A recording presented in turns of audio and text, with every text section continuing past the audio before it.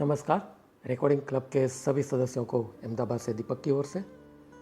तो बाबरनामा के बाद उस सिलसिले को जारी रखते हुए आज एक और किताब पर मेरी राय और इस किताब की कंटेंट क्या है वो बताना चाहूँगा।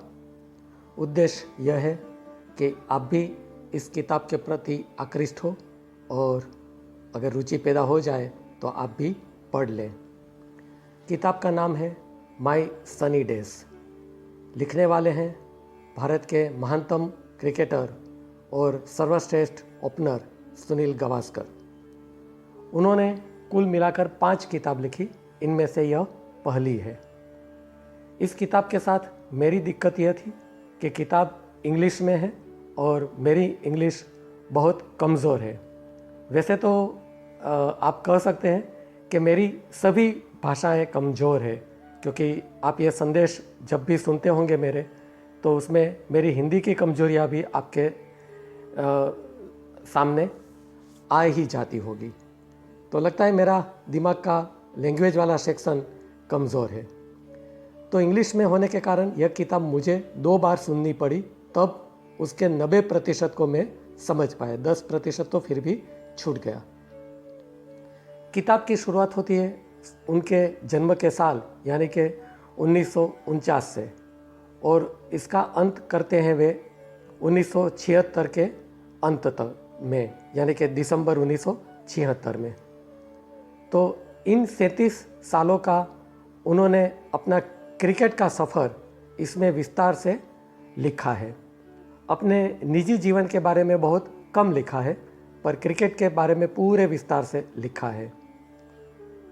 किताब की शुरुआत एक बहुत ही रोचक किस्से से होती है।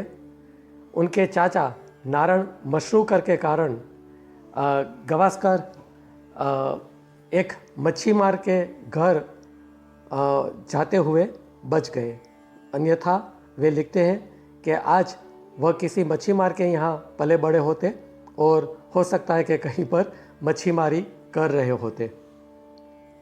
तो इस किस्से को उसमें विस्तार से दिया गया है, आप पढ़ेंगे तो बहुत मज़ा आएगा। इसके बाद वो आते हैं अपनी शिक्षा और अपने क्रिकेट जीवन पर। शिक्षा उनकी सेंट जेवियर्स हाई स्कूल और सेंट जेवियर्स कॉलेज बम्बई में हुई। इसके साथ साथ स्कूली क्रिकेट से लेकर कॉलेज, इंटर यूनिवर्सिटी और फिर रणजी ट्रॉफी, दिलीप ट्रॉफी और ईरानी ट्रॉफी में वे कैसे पहुँचे और कैसे खेले, इनके बारे में विस्तार से उसमें लिखा गया है। उनके पहले ही रणजी ट्रॉफी डेब्यू में वह 0 पर आउट हो गए थे और वो बहुत निराश हो गए थे कि उनको लगने लगा था कि भारत के लिए खेलने में उनको कभी चांस नहीं मिलेगा। पर फिर इंटर यूनिवर्सिटी में वो बहुत अच्छा खेले। इसके कारण 1971 में भारतीय टेस्ट टीम में उनका चयन हुआ, जो टीम वेस्ट इंडीज़ जाने वाली थी। इस किताब को पढ़ेंगे तो 2 बातें आपके ध्यान पर आएगी कि गावस्कर के साथ इंजरीज का प्रॉब्लम बहुत ही रहा, यानी कि बहुत बार वो इजाग्रस्त होते रहे। और दूसरी बात कि उनका क्रिकेट कैरियर हमेशा से उतार चढ़ाव वाला रहा। यह किताब जहाँ उन्होंने ख़त्म की है 1976 में, तो इसके बाद इंजरी का प्रॉब्लम तो बहुत ही कम हो गया, क्योंकि मैंने भी गावस्कर को सुना है। उस वक्त 1974 से मैं क्रिकेट सुनने लगा था। तो 1976 के बाद वो ज़्यादा घायल नहीं हुए हैं, पर उनका कैरियर उतार चढ़ाव वाला तो उनके क्रिकेट जीवन के अंत तक रहा। उसका साक्षी मैं भी रहा हूँ। जैसे ही उनका वेस्ट इंडीज़ टूर के लिए चयन हुआ, उसी वक्त वो इंजर्ड हो गए।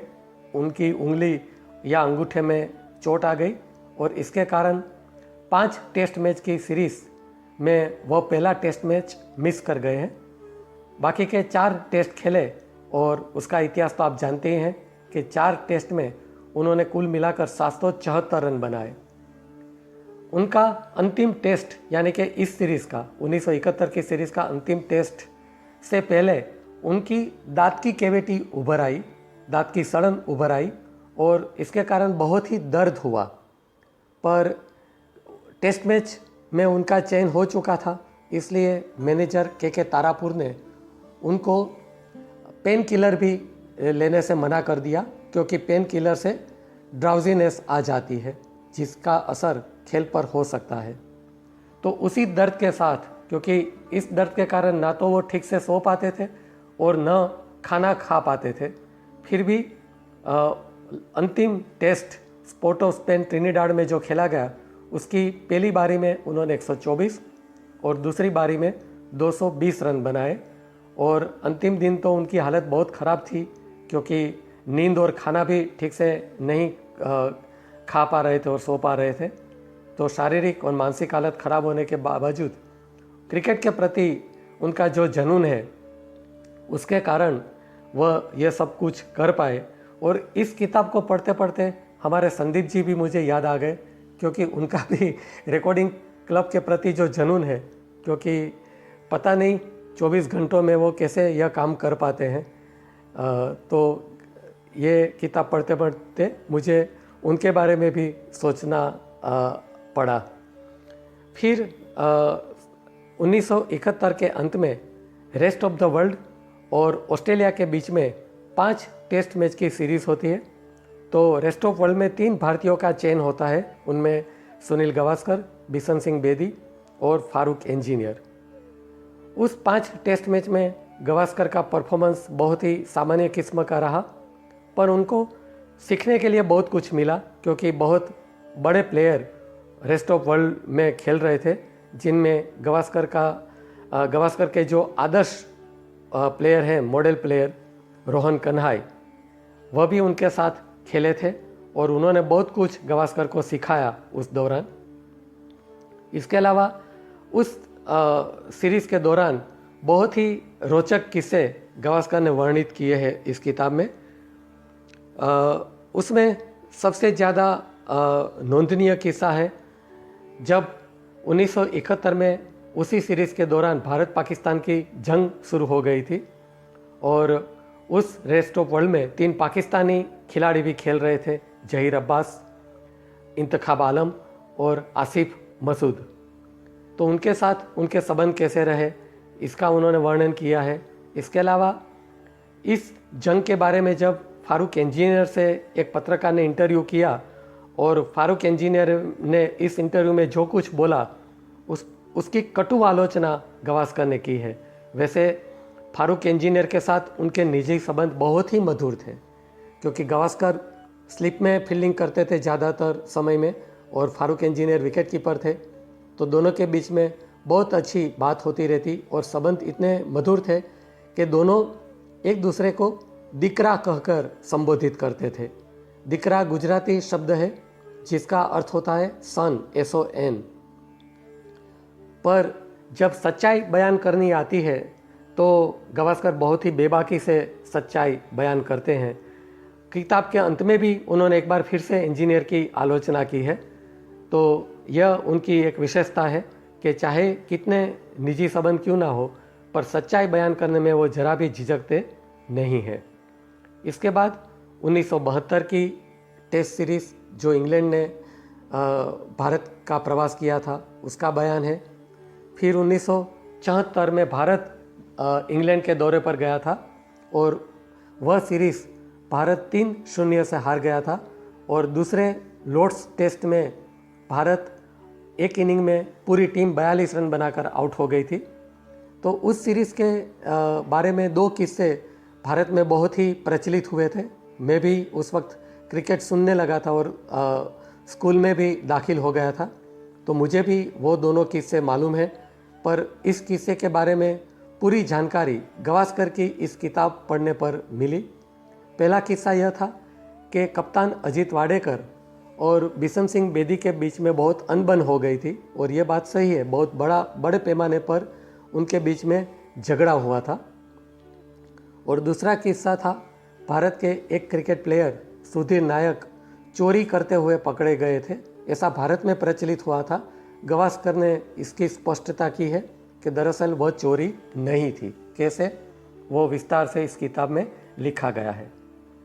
फिर 1975 में वेस्ट इंडीज़ की टीम भारत के दौरे पर आई थी, उसका उन्होंने वर्णन किया है, जो भी पढ़ने लायक है। उस दौरान भी गावस्कर बहुत इंजर्ड हुए थे, तो वो भी आपको इस किताब में पढ़ने को मिलेगा। फिर आता है 1976 का वेस्ट इंडीज़ का दौरा जो भारतीय क्रिकेट टीम ने किया था।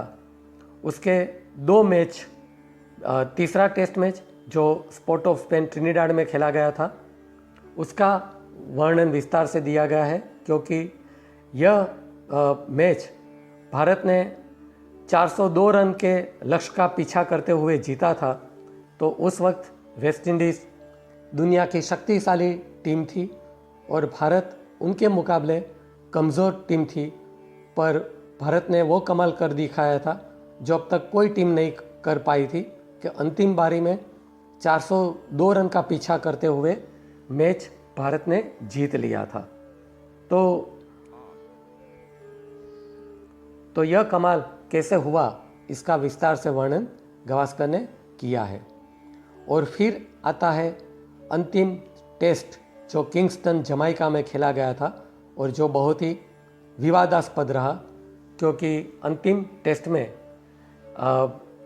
वेस्ट इंडीज़ के कप्तान क्लाइव लॉयड ने बॉडी लाइन स्ट्रेटेजी अपनाई, यानी कि अपने फास्ट बॉलरों के जरिए भारत के खिलाड़ियों को घायल करने का उन्होंने उपक्रम किया और इसके जरिए टेस्ट मैच जीतने का प्रयास किया और उसमें वे सफल भी रहे।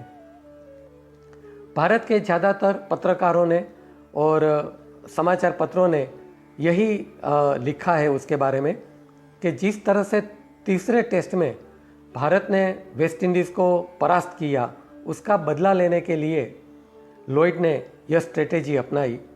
पर वह एक कारण तो रहा ही था, इसके अलावा एक कारण यह भी लिखा गया था कि लॉयड को यह भय था कि उनकी कप्तानी चली जाएगी। पर गावस्कर इनके अलावा जो बातें लिखते हैं, तो मुझे लगता है कि कहीं ना कहीं लॉयड ने जो यह स्ट्रेटेजी अपनाई, उसके पीछे वह कारण भी रहे होंगे। सिर्फ तीसरा टेस्ट में उनका पराजय हुआ वही कारण नहीं थे, इसके अलावा भी कुछ कारण थे। एक तो यह था कि लॉयड की अपॉइंटमेंट कप्तान के रूप में ऑलरेडी हो चुकी थी। वेस्ट इंडीज़ इसके बाद इंग्लैंड के दौरे पर जाने वाली थी, तो पत्रकारों ने या समाचार पत्रों ने जो लिखा था कि उसकी कप्तानी जाने का जो डर था, वो गलत बात थी। इसके अलावा दूसरे टेस्ट मैच में जो घटनाएं घटित हुई, वह भी कारण रही होगी चौथे टेस्ट में लॉयड ने जो ये स्ट्रेटेजी अपनाई इसके पीछे। दूसरे टेस्ट में मोहिंदर अमरनाथ के साथ जो घटना घटित हुई और इसके बाद विवियन रिचर्ड और बिशन सिंह बेदी के बीच में जो बात घटित हुई, वह कारण भी रहे होंगे चौथे टेस्ट में लॉयड के मन में कि उन्होंने ऐसी गलत स्ट्रेटेजी क्यों अपनाई, भारत के खिलाड़ियों को घायल करके टेस्ट मैच जीतने का प्रयास क्यों किया। तो इसके पीछे तीसरे टेस्ट में पराजय के साथ साथ दूसरे टेस्ट में जो कुछ घटित हुआ मोहिंदर अमरनाथ और विवियन रिचर्ड वाली घटनाओं में, वह भी कारण रहा होगा। क्योंकि चौथे टेस्ट में भारत ने एक समय 98 पर 9 लॉस कर लिया था। इसके बाद वेस्ट इंडीज़ के fast bowler Michael holding, when Daniel और वानबल होल्डर ने एक ओवर में 3 से 4 बाउंसर और एक डिमर फेंकने की स्ट्रेटेजी अपनाई और इसके कारण भारत के 3 खिलाड़ी अंशुमन गायकवाड़, विश्वनाथ और ब्रिजेश पटेल घायल हुए। वैसे 4 खिलाड़ी घायल हुए थे, पर चौथे खिलाड़ी चंद्रशेखर थे, वो फील्डिंग भरने के कारण घायल हुए थे। तो आपको कहीं पर ये पढ़ने मिल जाएगा कि वेस्ट इंडीज़ के बॉलरों ने भारत के 4 खिलाड़ियों को घायल किया, पर चंद्रशेखर फील्डिंग भरते हुए घायल हुए थे। इस मैच में अंतिम इनिंग में भारत ने 95 रन बनाए थे और बाद में बेदी ने दाव को डिक्लेयर नहीं किया था, पर उन्होंने किसी खिलाड़ी को ग्राउंड पर भेजना ही उचित नहीं समझा। इसके कारण फिर यह मान लिया गया कि अब भारत आगे खेलना नहीं चाहता है। तो फिर वेस्ट इंडीज़ को 12 रन जीतने के लिए ग्राउंड पर आना पड़ा और उन्होंने यह मैच जीत लिया। तो बस यहाँ के बाद गावस्कर अंतिम जो प्रकरण लिखे हैं इस किताब में, उनमें बम्बई क्रिकेट के बारे में उन्होंने विस्तार से लिखा है। और इसके बाद उन्होंने 5-6 खिलाड़ियों पर अपनी किताब में अंतिम प्रकरण में लिखा है, जिनमें अशोक माकड़, GR विश्वनाथ, फिर रिचर्ड हटन और सलीम दुरानी के बारे में विस्तार से लिखा है। गावस्कर 3 खिलाड़ियों से प्रभावित थे। एक तो रोहन कन्हाई, GR विश्वनाथ और LM जयसिम्हा। इसके कारण उन्होंने अपने बेटे का नाम रोहन जय विश्वा रखा। यह भी इस किताब में गावस्कर ने लिखा है। और इस किताब की प्रस्तावना ML जयसिम्हा ने फॉरवर्ड नाम से लिखी है। तो यह किताब बहुत ही पढ़ने योग्य है। खास करके उन लोगों को बहुत अच्छी लगेगी जो आज 55 या उससे ज़्यादा उम्र के हैं, या फिर ऐसे लोगों को जिसको क्रिकेट में रुचि है।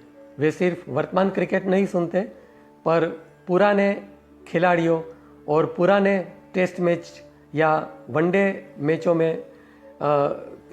मैचों के किस्से कहानी जिनको ज़्यादा पसंद है, वह भी इस किताब से बहुत ही आनंदित होंगे। तो मेरी विनती है कि आप सब यह किताब पढ़ें। चलिए, बहुत बहुत धन्यवाद।